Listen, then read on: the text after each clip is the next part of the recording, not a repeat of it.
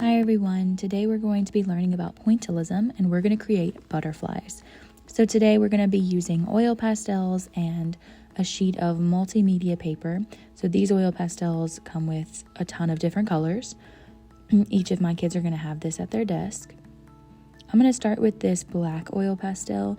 My kids will probably start with pencils, but first we're going to find the center of our paper, and I'm going to teach you how to fold your paper in a minute. But we're going to start by finding the center, going about 1 inch down, and creating a very long oval shape. I like to tell my kids this looks like a very long hot dog shape.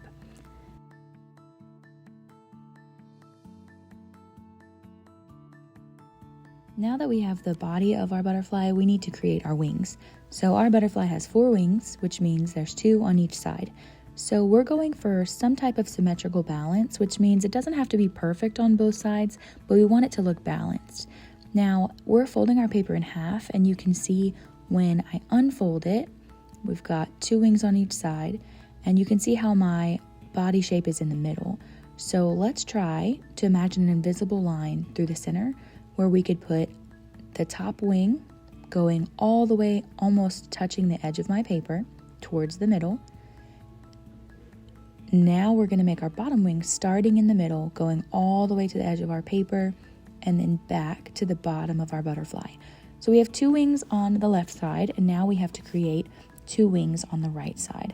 They don't have to be perfectly symmetrical, but we're going to go for a type of balance that makes them kind of similar. So notice how I have a very small amount of space between my wings and the edge of my paper. I want my butterflies to be super spread out. And now we're going to add the antennas. There's a couple different ways you can do your antennas. Think about different types of lines: wavy, straight, curly. And we just need our butterfly to have 2 antennas. Now for the pointillism part. We're going to add tiny dots using, I'm using Crayola oil pastels, but you could use anything that creates color. With our oil pastels, we're going to use the top to create small circles inside of our butterfly. You could create a pattern with your butterfly dots. So I'm going to start with this blue and create little small dots that are not touching. They're just very close to each other all the way down. And I'm going to kind of create a pattern with my colors.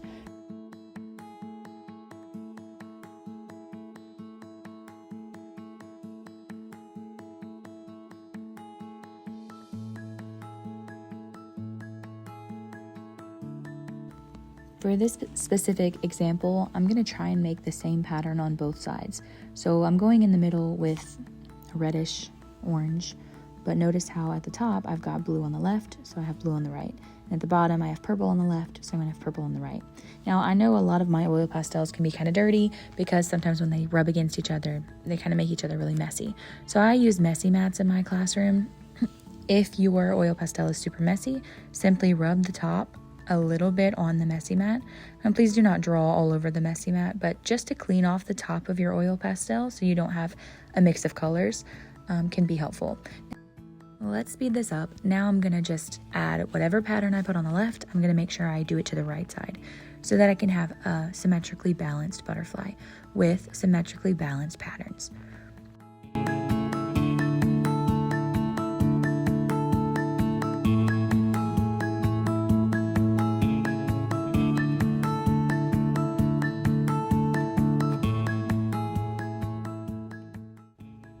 I love using the big pack of oil pastels because they have lots of different shades and tints of colors. So you can see I've kind of laid out all of the colors I was using. So this is my patterned butterfly where I've got everything on the left should be matching everything on the right. So I wanted you guys to see up close, and when you shake your paper, it looks really cool. It gives a lot of movement to those dots.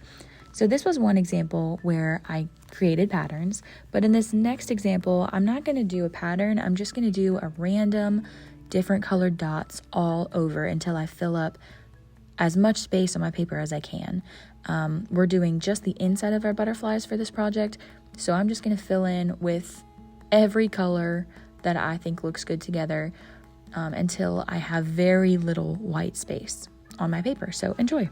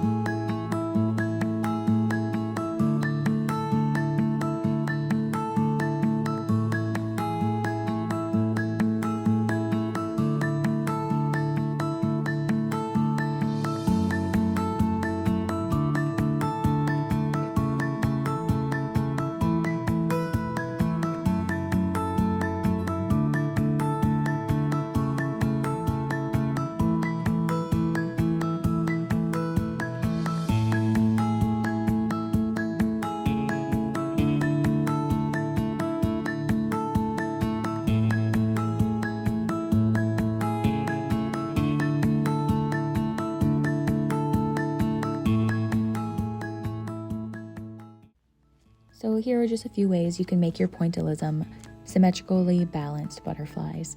I hope you enjoyed this video. Thanks for following along, and I'll see you next time.